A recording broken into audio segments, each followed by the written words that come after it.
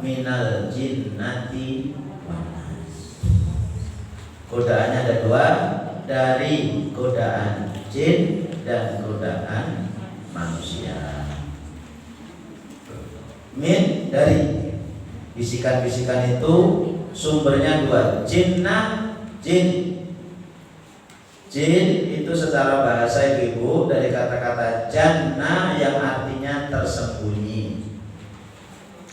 Dia ada tapi tidak terlihat, itulah namanya jin. Surga bahasa Arabnya apa Bu? Surga bahasa Arabnya apa? Jannah. Jannatun. Jannatun. Mengapa disebut jannah Bu? Dia sudah ada tapi tidak terlihat. Surga itu sudah ada Bu, tinggal nunggu waktunya kita ke sana. Terus anak kecil yang ada di perut ibu namanya apa? Janin.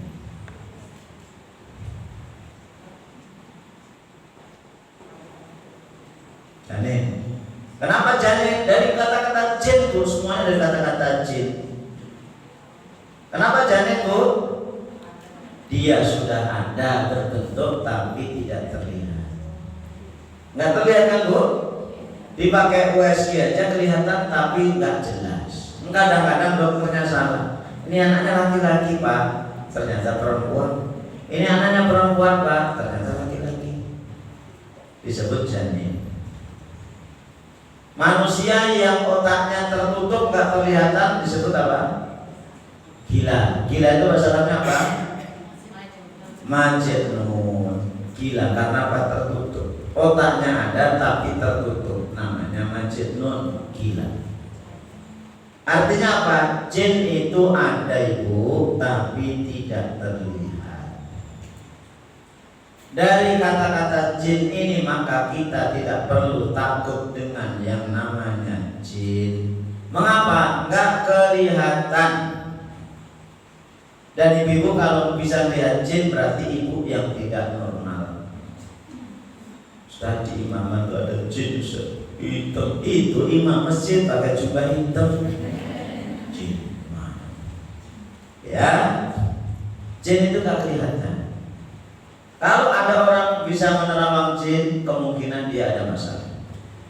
Maka ibu-ibu nggak usah bayangin jin itu seperti mak lampir, seperti grandong, seperti wewe apalah itu namanya, lulung pringis dan seterusnya.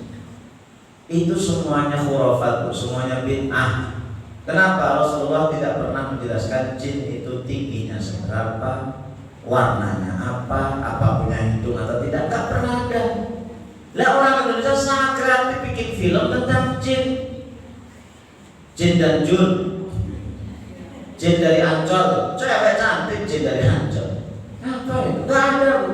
Nanti ada yang surem, matanya gede, merah, bibirnya panjang, kemudian lidahnya panjang, bibirnya gede.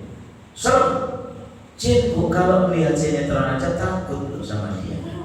Jin asli aja takut sama dia. Loh, saya gak kayak begitu. Maka gak usah dibayangin jin itu seperti itu. Bukan tugas kita. Nah, ada jin yang tidak baik, saya terus di sini. Jin yang tidak baik itu yang menjerumuskan kita kepada keburukan, itulah disebut dengan qarin. Qarin, jin qarin, nanti surat Qaf. Wa qala qarinu rabbana ma aqaituhu walakin kana fi dhalalin ba'id. Ya Allah, saya enggak menyesatkan dia aja yang tersesat. Maka jin itu di sekitar di samping kita ini Bu, semua orang punya jin. Bentuknya apa? Kita nggak perlu tahu. Tapi untuk mengimbanginya di samping kita juga ada malaikat. Sama-sama namanya qarin. Qala qarinuhu hadza ma ladayya atid. Semuanya surat Qaf. Nah, kita yang punya kekuasaan untuk memutuskan Nah, keputusan itulah yang akan menjadi pertimbangan Allah kita masuk surga atau masuk neraka. Jadi sama-sama goda. Sama-sama goda. Kayak tadi begitu azan subuh, mesti jin korin dari malaikat itu bisikin kita, udah waktunya subuh, bangun. Selalu jinnya mengatakan nanti dulu perang. Nah, kita yang memutuskan. Ya, kita yang memutuskan. Nah, keputusan itulah nanti Allah akan mempertimbangkan mana yang kebaikannya lebih banyak atau keburukannya lebih banyak. Minal jinnah, dari golongan jin. Jin disebut di sini adalah jin yang qarin, yang menyertai kita, wanas, dan manusia. Wanas, manusia, artinya apa? Ada orang-orang yang senangnya itu bisikin kita. Siapa? Ya kalau suami yang bisikin ya istri. Dia nggak teriak-teriak, dia rayu. Pak, apa Bu? Bahkan sudah diangkat jadi kepala dinas. Terus Pak, mobil kita itu kepala dinas karena ya apa kalau seninya itu Pak, gantilah yang baru. Tetangga kita aja hanya kepala bagian aja, kapak aja, mobilnya Pajero Sport. Ibu maunya apa? Ya di atasnya Pajero, ganti lampu Pak. Itu artinya ibu membisikkan hati suami. Pak, tetangga itu Pak, Masya Allah rumahnya ganti loh Pak. Padahal dia hanya kepala bagian. Bapak kepalanya kepala dinas, yang bagian basah lagi, yang banyak proyeknya. Terus rumah kita perlu direnovasi Pak, renovasi. Duitnya gimana Bu? Bapak atur aja lah, ngambil lah proyek itu, gak usah banyak-banyak, 90% aja. Habis 90%. Saya kedatangan berapa orang ya Bu ya, konsultasi. Mereka ini punya proyek bikin jalan kayak Bina Marga itu. Kemudian ceritalah ke saya itu, Ustaz, jadi kami itu mengajukan proyek lah ya, tender. Nanti mana yang menang itu yang ditunjuk. Kami menang Ustaz, tapi kami udah nyokok duluan Ustaz. Berapa? Ya biasanya nilainya 10% dari proyek itu. Ibu ini rahasia Bu ya, jangan ngomong ke suami, nanti saya dimarahi. Saya hanya terima laporan aja mereka. Terus akhirnya 10% udah kita kasihkan ke mereka. Habis itu ya kemudian kami harus ngasih kepada yang bantu. Baik. Terus ya kami harus persiapan untuk nanti kalau ada LSM yang mungkin kami biar berita ini nggak kemana-mana, harus kami tutup mulut mereka dengan uang. Terus ya kami bersihnya saat menerima itu. Jadi kalau ada proyek kok bisa terrealisasi di jalan sampai 60% itu hebat. Oh pantesan jalan-jalan di Amerika itu banyak yang rusak. Bukan di Lampung Tengah, bukan di Amerika. Di Amerika. Akhirnya saya terangkan kapan boleh ngambil proyek, kapan nggak boleh. Alhamdulillah dua-duanya bapak-bapak itu kemudian membubarkan CV-nya, bukan PT CV, membubarkan dan habis itu dijual surat izinnya dan selesai. Itu contoh ibu-ibu bisa. Ini hanya contoh ya. Yang lain, Ustaz juga begitu kadang-kadang. Ustaz itu banyak juga digoda oleh istrinya. Wah Ustaz kan begini, bikinlah fatwa yang berbeda, nanti kan Ustaz dapat duit. Insya Allah. Saya berapa orang ke rumah itu, bukan rumah ke pondok, itu minta ini, minta itu, ada yang minta dinikahkan. Loh, saya dianggap ahli sebagai walinya karena pimpinan pondok. Kalau saya mau jadi wali tapi minta inovasi, mungkin dikasih lagi inovasi dengan menikahkan mereka berdua.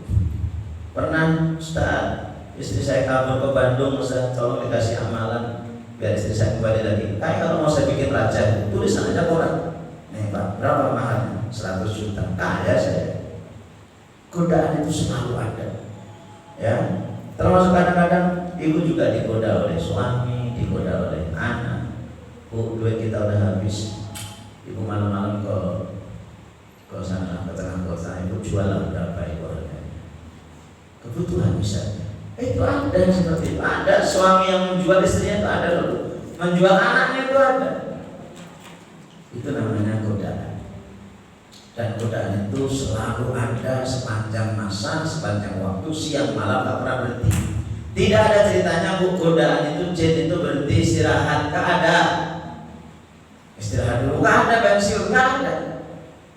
Maka kenapa kita harus mempelajari surat An-Nas ini? Nah, akhirnya apa? Nanti ada waktu-waktu yang harus kita surat An-Nas itu harus kita baca. Nah, sebelumnya kita lihat bagaimana mengamalkan surat An-Nas. Baik.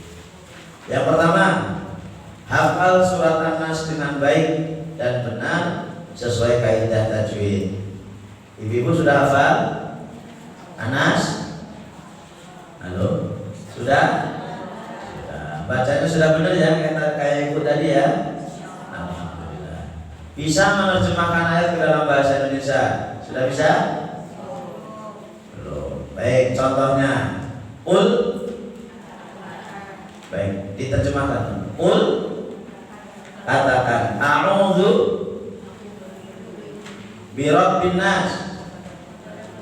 Ustaz, kami gak bisa mikir lagi. Ustaz sudah mentok otak kami. Belum, insyaallah. Selama masih hidup, tenang aja kalau. Saya tahu lah ibu punya banyak cucu, punya banyak utang apa. Malikin nas. Baik, ilahin nas.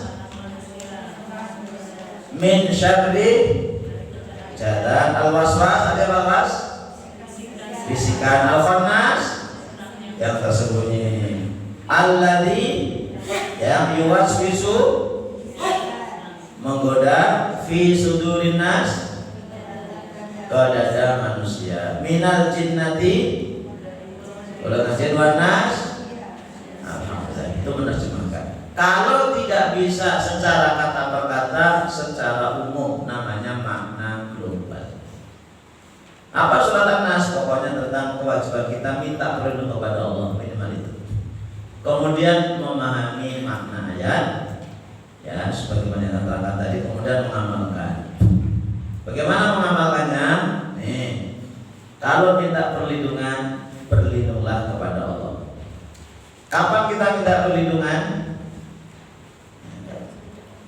Satu, ketika mau pergi keluar rumah dengan membaca Bismillahirrahmanirrahim, la haula wala quwata illa billah. Satu. Kemudian kalau masuk rumah bacanya apa? Masuk rumah, Waalaikumsalam. Masuk rumah Bismillahirrahmanirrahim wa Bismillahirrahmanirrahim wa 'alallahi tawakkalna. Atau kalau di rumah itu tidak ada penghuninya, Assalamualaikum wa ala ibadillahi sholihin. Kenapa? Ada jin di situ, ada malaikat di situ. Itu minta perlindungan kepada Allah. Terus yang berikutnya, sebelum ya, nanti mudah-mudahan di sini ada. Oh ya, ada. Ya. Sebelum tidur ibu nanti dibaca, nanti di belakang. Minta perlindungan kepada Allah. Terus habis itu yang kedua, memahami Allah sebagai Rabb. Allah sebagai Rabb artinya apa bu? Allah sebagai pencipta, Allah sebagai Malik, Allah sebagai apa? Raja, Ilah sebagai sesembahan. Karena Allah itu sudah menciptakan kita, memberi rezeki kita, Allah yang satu-satunya yang layak untuk disembah. Kemudian memahami seluk-beluk godaan, rayuan dan bisikan setan. Dia sifatnya tersembunyi, tidak pernah berhenti, tidak pernah putus asa. Tujuannya agar orang jauh dari kebaikan dan dekat dengan kerusakan. Itu mengamalkan isi. Nah, salah satu cara mengamalkan dibaca, ibu. Kapan bacanya? Satu, tiap pagi setelah sholat subuh 3 kali. Jadi sholat subuh ada 2 zikir yang kita baca. Zikir sesudah sholat dan zikir pagi. Dibedakan 2 itu. Zikir sesudah sholat apa ya? Astagfirullah 3 kali. Allahumma anta salam wa minkas salam. Tabarakta ya dzal jalali wal ikram. Wala haula wala quwwata illa billah dan seterusnya. Kemudian la ilaha illallah wahdahu la syarika lahu lahul hamdu yuhyi wa huwa ala kulli syai'in qadir 10 kali. Kemudian Allahumma ajirni minan nar 7 kali. Kemudian subhanallah 33 dan seterusnya. Kemudian ayat kursi. Habis itu ini Al-Ikhlas 3 kali, Al-Falaq 3 kali, An-Nas 3 kali. Jadi pagi hari kita ini sudah minta kepada Allah untuk dilindungi, gitu ya. Jadi minta perlindungannya itu pas pagi. Terus yang kedua, setelah selesai sholat asar atau sholat maghrib 3 kali. Kemudian yang ketiga, setiap akan tidur 3 kali. Nah, saya nasihati betul ibu-ibu nih kalau mau tidur itu dijaga pribadinya. Karena apa? Orang tidur itu nggak tahu. Kadang ada kalajengking, kadang ada ular, kadang ada pencuri. Baca wudu dulu, ayat kursi 2 akhir Al-Baqarah, Al-Ikhlas 3 kali, Al-Falaq 3 kali, An-Nas 3 kali, baru membaca WA.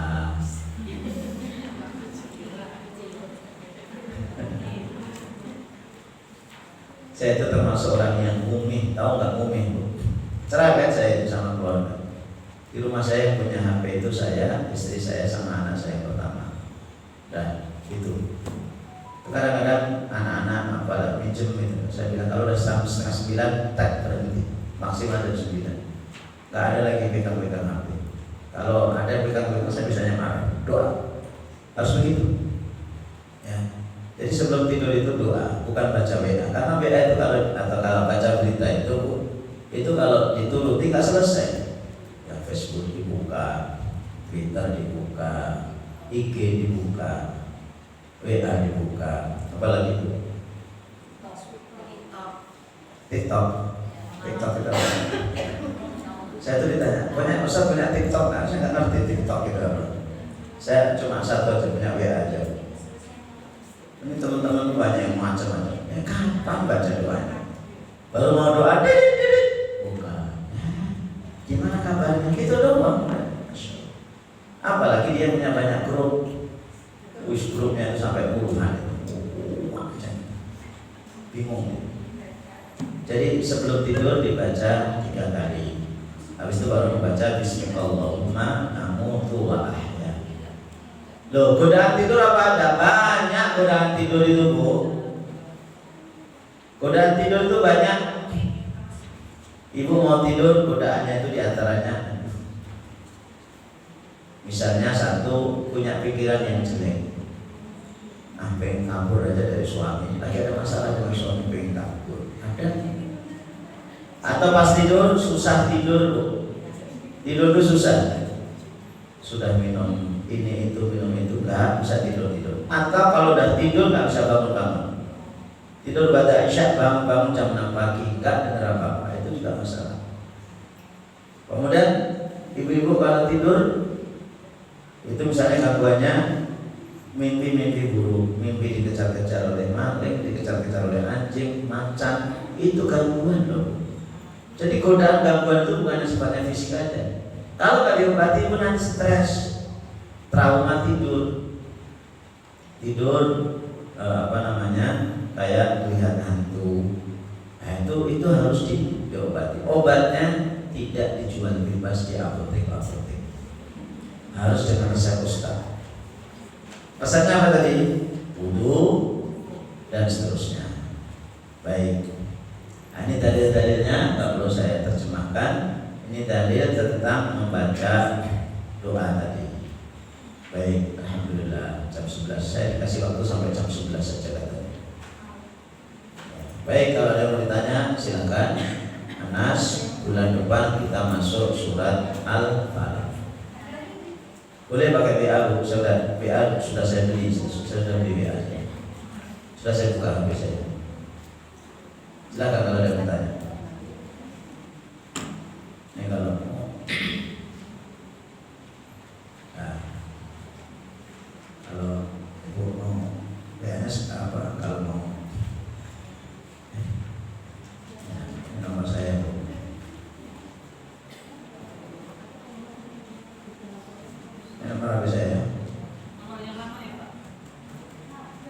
lama dan baru Bu. Saya ini tipe laki-laki yang gak suka ganti-ganti.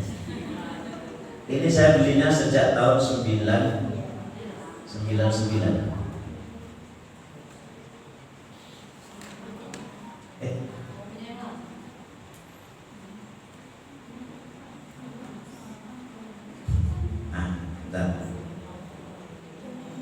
Gimana sih ngecilin? Saya tuh gak biasa. Nah ini intinya ini nomor habis saya. 0812 7932 123. Itu all in Bu.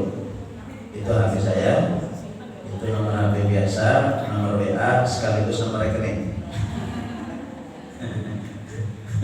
Buyut. Tapi memang benar Bu, karena saya punya kawan di BSI minta nomor rekeningnya, nomor HP dikasih. Kalau nggak percaya transfer. Cuma kalau ibu WA saya itu kalau nggak dijawab atau jawabnya 3 hari kemudian mohon dimaklum. Saya tipe orang yang nggak langsung gitu ya. Nggak langsung, slow respon. Kadang-kadang istri saya Bu itu juga begitu.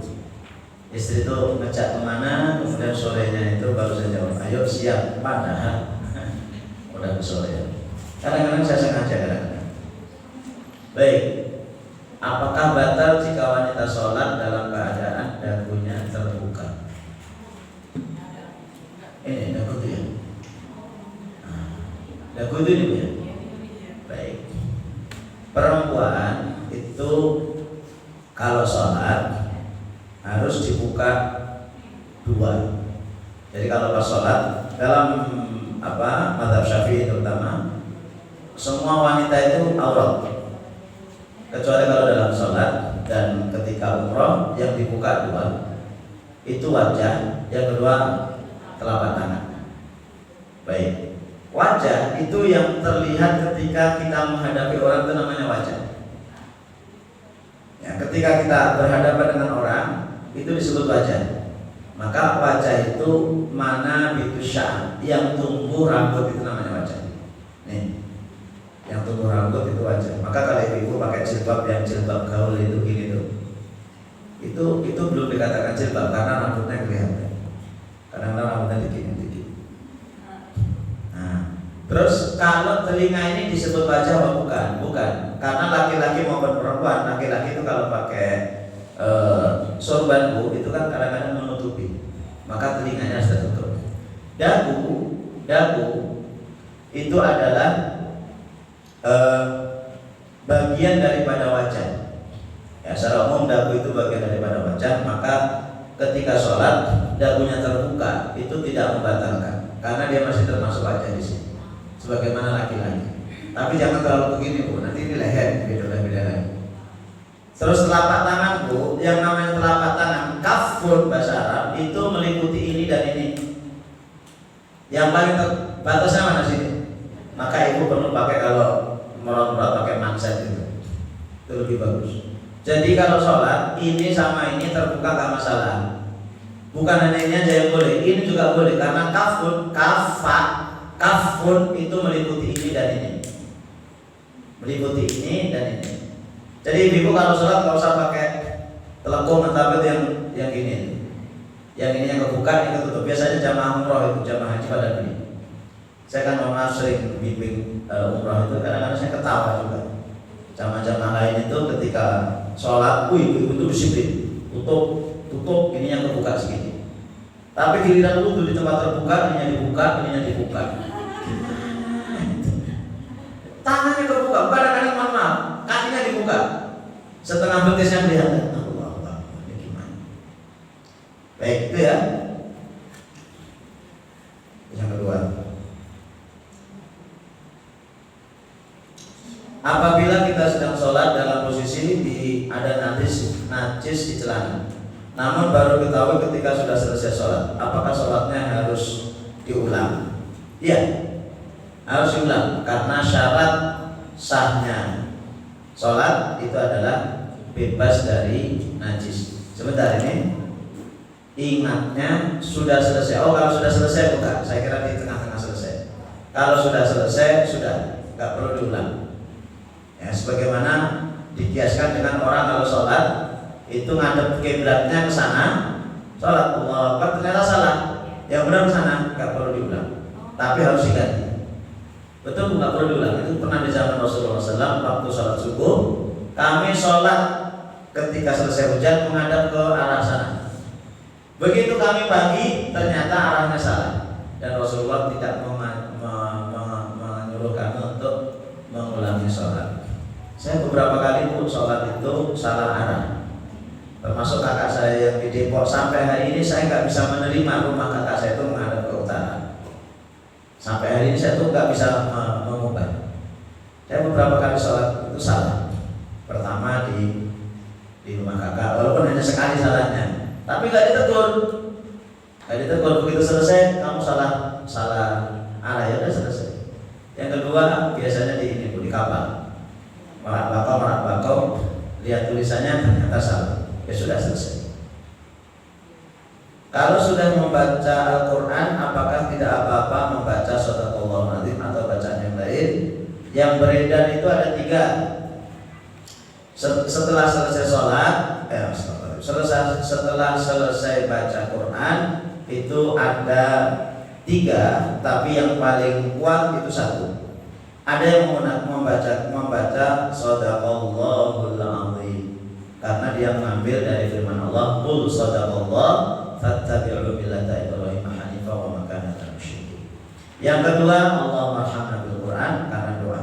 Tapi yang dari Rasulullah SAW itu diajarkan membaca subhanallah wa bihamdika asyhadu an la ilaha illa anta astaghfiruka wa atubu ilaik. Itu yang perlu dibaca. Apakah dalam membaca doa permintaan pribadi pada saat sujud boleh dilafalkan kalau berbahasa Arab atau dalam hati, karena bukan termasuk bacaan sholat?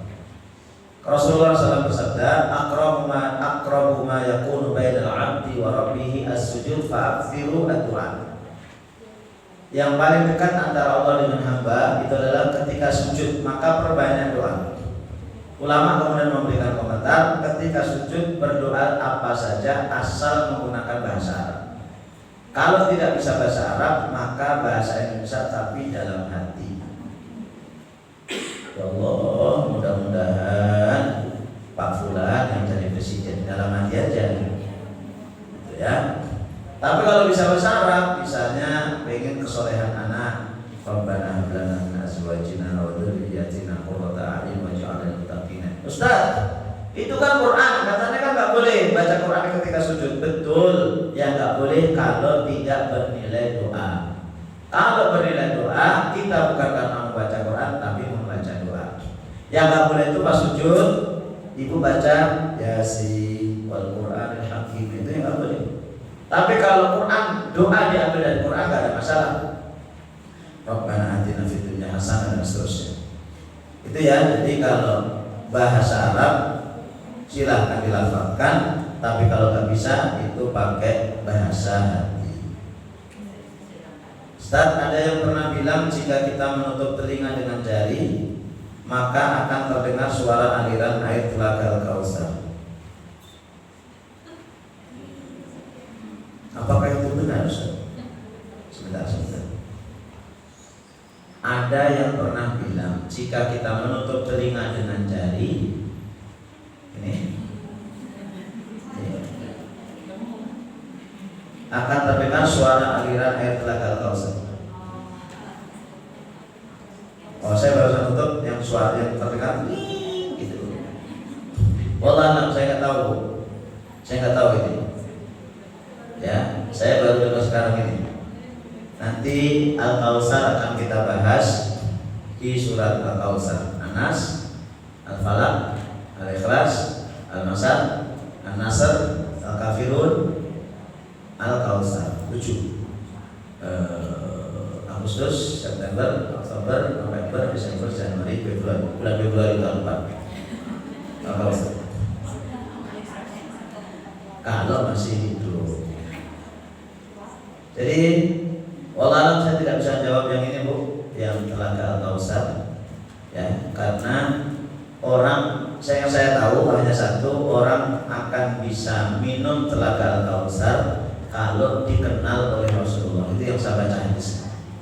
Dan Rasulullah mengenal kita itu hanya dengan satu, yaitu bekas air wudhu. Ya, bekas air wudhu yang artinya apa? Kita menjaga sholat. Hanya itu saja. Itu aja yang saya tahu tentang Telaga Al-Kautsar. Kalau menutup telinga, itu Allah alam. Oh, kalau begitu banyak orang kafir yang nanti mendengar Telaga Al-Kautsar. Biasanya mereka kalau naik pesawat begitu mau take off gitu. Benar. Allah alam. Ada lagi, silakan. Ini kalau di WA nggak ada. Saya buka nggak ada. Alhamdulillah. Ada. Baik, kalau tidak ada, Ibu dari Allah, insya Allah kita nanti bulan Agustus ya. Bulan Agustus kita akan membahas surat Al-Falaq. Baik, Ibu kita baca surat An-Nas kapan Bu? Ulang lagi. Hah? Salat subuh berapa kali? 3 kali. Terus? 3 kali. Terus? Mau tidur berapa kali? 3 kali. Kemudian ditambah zuhur, asar, isya sekali. Nah, belum saya tulis. Baik. Ini ada yang tanya. Ketika kita bangun dari rukuk di dalam sholat, posisi tangan kita harus di mana? Tangan di badan, jangan dipisah. Baik. Begitu rukuk, kemudian sami Allahu liman hamidah, posisi tangan di mana? Ada 2. Kalau Ibu ikut ulama Saudi namanya Syekh bin Baz, itu kembali ke semula begitu. Berarti sami Allahu liman hamidah. Begitu sedapat kembali ke, kan ada hadisnya begini. Rasulullah berdiri dari rukuk dengan tangan kembali ke semula. Kata-kata kembali ke semula itu diterjemahkan dengan 2. Bin Baz, ulama Saudi udah tinggal puluhan tahun yang lalu, itu kembali ke semula sejak lagi. Tapi kalau Ibu mengikuti ulama dari Albaniyah, namanya Muhammad Nasiruddin Al-Albani yang punya buku Sifat Salat Nabi, itu kembali ke semula seperti sebelum salat begini. Sami Allah ya, sami Allahu liman hamidah, begini. Dan itu yang saya pakai yang kedua. Saya kalau selesai sholat, saya nggak begini. Karena saya nggak biasa. Begitu sami Allah liman hamidah begini, Al-Fatihah saya baca. Dikira baca Al-Fatihah. Ngikutin, milih aja salah satu. Ya, milih aja salah satu. Baik, ini yang bisa sampaikan. Mudah-mudahan bermanfaat. Kita tutup dengan doa kafaratul majelis. Subhanallah. Assalamualaikum warahmatullahi wabarakatuh.